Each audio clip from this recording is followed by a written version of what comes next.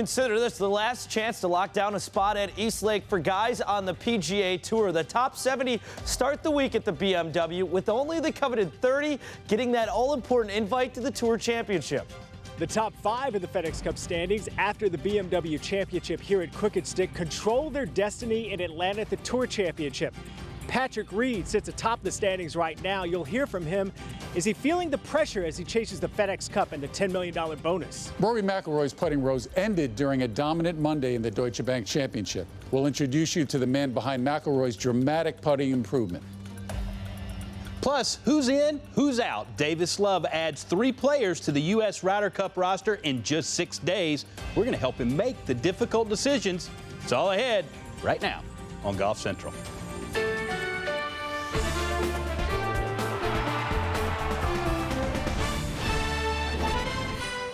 Golf Central, brought to you by Titleist. We've got 2 down and 2 to go. Patrick Reed kicking off the playoff party with a one-shot victory at the Barclays, giving him his first PGA Tour win so far this season and putting Reed in the top spot for the FedEx Cup standings. And last week, another comeback story. This time it was Rory McIlroy overcoming a 6-shot deficit thanks to a final round 65. McIlroy with the largest 54-hole comeback in Deutsche Bank tournament history. So now Rory all the way up to 4th in the FedEx Cup standings, and he's got to be feeling good coming into this week's BMW Championship. Crooked Stick playing host to the 3rd leg of the FedEx Cup playoffs for Rory, won back in 2012. The last time the BMW Championship was held in Carmel, Indiana, just north of Indianapolis. And the Hoosier State, known for its long and storied hoops history, but this week the golf world is taking over. With Golf Channel analyst Tripp Eisenhower, I'm George Savarikas. Tripp, we'd seemingly be talking about it all season, the issues that Rory McIlroy had been having with the putter. How did it magically come together last week? I was amazed. First of all, I think he's doing the right things with his putting and the putting change and the stroke change.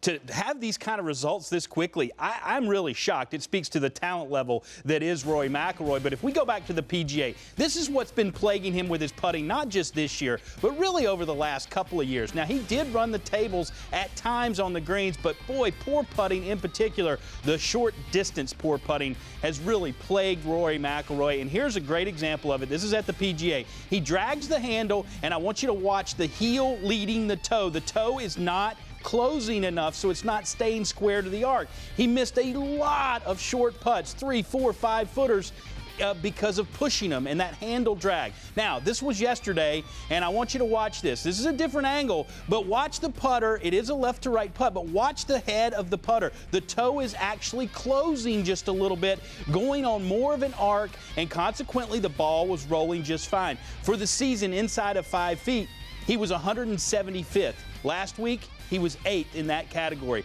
And I want to just show you what I'm talking about. When you drag the handle of the putter, what it does is it lets that toe stay out square. It's not square to the arc. What you want is the putter toe to actually stay square to the arc. Again, I reference Ricky Fowler's stroke. I reference Tiger Woods' stroke. They all have that motion where the toe is staying square to the arc, and it's a beautiful way to putt. It gets the ball rolling quickly, and we saw Rory McIlroy incorporate more of it. Yes, he does have work to do, and he says it's a long-term approach, which is the right thing, but these results, that's just amazing how he was able to incorporate them. There were a few hiccups where I saw some of the old stroke come in, but for the most part, George, he putted beautifully, number 1 in 1 putts and just 7th in strokes gained putting.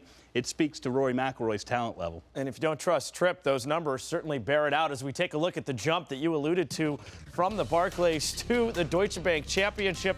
Looks like 2 completely different people on the greens the last couple weeks, from 48th in putts per round to 1st, putting average 57th to 1st, and Tripp, like you'd alluded to, strokes gained all the way from 77th to 7th. Now joined by Golf Channel insider Tim Roseford, along with Golf Channel contributor John Feinstein. Quite the 180 we saw out of Rory McIlroy on the greens this past week at the Deutsche Bank Championship. Rosie, let's start with you. What type of impact did his new putting coach have? Well, you consider the fact that this summer, Phil Kenyon's players, starting with Henrik Stenson at the Open, wins there, out-putted Phil Mickelson on the back nine. Go down to the Olympics. Justin Rose is working with him as well. He comes back with the gold medal. And now Rory McIlroy, after just working with him for 1 week, comes out and wins for the first time in the United States this year. Kenyon is a very low-key guy. He wants to stay off radar. As he said, been out here 10 years and nobody's paid attention to me. He's not a self-promoter. He, though, has the type of success rate that you can pattern after when Dave Pelz, Stan Utley, and Dave Stockton, who previously worked with McIlroy, get hot with players. He's had the same type of success. The difference is, though, he's sort of the putter whisperer, if you will. He's not going to be a guy who's around shouting his name out and trying to get on TV or trying to get into magazine articles. He just simply puts his head down, does his job, and for the final point, as he said yesterday, the thing that Rory likes is that if you look at all those players I mentioned, they all putt in different ways. This is not a guy that makes his players stand up like robots and putt in a certain way. I think that's the most important point that you just made, Tim, is that Rory McIlroy feels comfortable with a guy who let him figure out the problem. And where this really began was when Nike got out of the golf business, because Rory took it as an opportunity to go and find a new putter that he would feel comfortable with. He went to the Scotty Cameron factory in San Diego. He tried out a whole bunch of putters the week before the Barclays, found one that he felt comfortable with, went out very early Tuesday morning before almost anybody was at the golf course, and just worked for about an hour and a half on the putting stroke that he and Phil Kenyon had started to work on. He said that he had to figure out, he almost had a two-way miss going with the putter, if that's possible. And he told me at the Barclays that he thought it would take time before he started to putt consistently. Clearly, it didn't take him as much time as even he thought it would to find the stroke. Now, whether he can keep it and be consistent, of course, that's the question, because he has been a hot putter at times in his career, but he's been wandering for almost a year now with the change of grips and everything. But I think he's now settled comfortably with Phil Kenyon and with the new Scotty Cameron putter, and with the move that he figured out. Sorry, John. Kenyon also wandered as a player himself. He was on mini tours for a while in the UK. He grew up at the right hand of Harold Swash. If you know golf instructors, Swash was sort of the preeminent putting guru of his time. Swash and Kenyon's dad were buddies, and a byproduct of that is that Swash now is the principal owner of Harold Swash Putting Ltd. To keep that legacy alive. He's doing a great job, obviously, with the type of success that he's had this summer. Well, this will go a long week this week at Crooked Stick, and how sustainable this will be for the near future, guys. These are the current FedEx Cup standings. The guys in the top 10 at the moment. It's the top 5 spot that you want to occupy come Sunday night, because the top 5 going into the Tour Championship control their destiny with a win at East Lake. With more on those guys currently holding down the top 5, here's Todd Lewis, who joins us live from Crooked Stick. Todd, take it away. Hi there, George. And as you just showed everybody there, that Patrick Reed is leading the way in the FedEx Cup standings. He followed up his victory at the Barclays with a very solid tie for 5th finish at the Deutsche Bank Championship on Monday. Less than 24 hours after finishing up at TPC Boston, he was here on this range at Crooked Stick, working on his mechanics with swing instructor Kevin Kirk. Proof that he really wants to win the FedEx Cup and that $10 million bonus. I caught up with Patrick today and I asked him, is he feeling any pressure sitting atop the FedEx Cup standings? No, not really.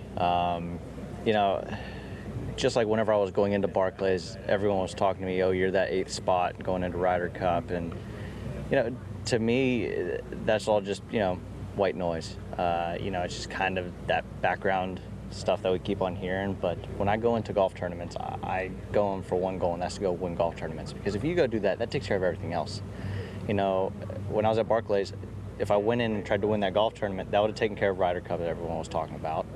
And then last week, if I went in there and I won that golf tournament, that takes care of still keeping that #1 spot in FedEx. If I come into this week, I do my job and go try to win a golf tournament, that takes care of it. And same thing at East Lake. So for me, it's the same thing every week. Go in and try to win a golf tournament. If you do that, everything else takes care of itself. Do you feel fresher heading into the playoffs this year? Yeah, actually, I feel great. It's crazy to think that, because I've played every single week since PGA Championship and traveled all the way down to Rio and been all over the place. But I actually feel a lot better now than I have every other year at this point. For Patrick Reed to win the FedEx Cup, he's going to have to fight off a flock of great players, including Dustin Johnson, who's currently third in the FedEx Cup standings. He, of course, won the U.S. Open this year and has more top tens this season than any other player, which has put him in the conversation for PGA Tour Player of the Year. For Johnson, he understands a really good week here at the BMW Championship and another good week at the Tour Championship. It could put an exclamation point on what has already been a career season. I'm feeling good. I think, I'm in a really good position. I need to have another nice, solid week this week. Just trying to put myself in position to, have a chance to win on Sunday. But, yeah, good, solid week this week, and then obviously get a week off. And then, I definitely want to be in that top 5 spot going into Atlanta. Let's talk about some hypotheticals. What would it mean to you to be FedEx Cup champion? Well, it'd mean a great deal. Especially with the year I've had, I felt like I played really well all year long. So to top it off and win the FedEx Cup championship, it would be, it'd be unbelievable, and just cap off the year just nicely. The other 3 players that make up the top 5 in the FedEx Cup standings opted not to come out to Crooked Stick to rest a bit after the Monday finish of the Deutsche Bank Championship. I'm talking about Jason Day, Rory McIlroy, and Adam Scott. Rory McIlroy may be the most intriguing player heading into the BMW Championship, considering he won on Monday at the Deutsche Bank Championship, and he won here in 2012 at Crooked Stick, the last time the BMW Championship was held here. George? Yeah, Todd, speaking of Rory McIlroy, you'll get to hear from him tomorrow on Golf Channel, as well as Jason Day, among others, in a special news conference show from the BMW Championship. This Golf Central special news conference show starts at 1:30 Eastern Time. Lots to get to tonight in the show. Some big names with a lot of Ryder Cup experience, hoping to catch the eye of Davis Love III. Which guys could be surprisingly left off the U.S. squad? Well, the Web.com Tour Final Four kicks off this week. We're going 3 on the tee with a name that's trying to take his game stateside for 2017. This is Golf Central. Golf Central is brought to you by the new Titleist NXT Tour and NXT Tour S. Innovation that matters. Grip Confidence. Grip Golf Pride.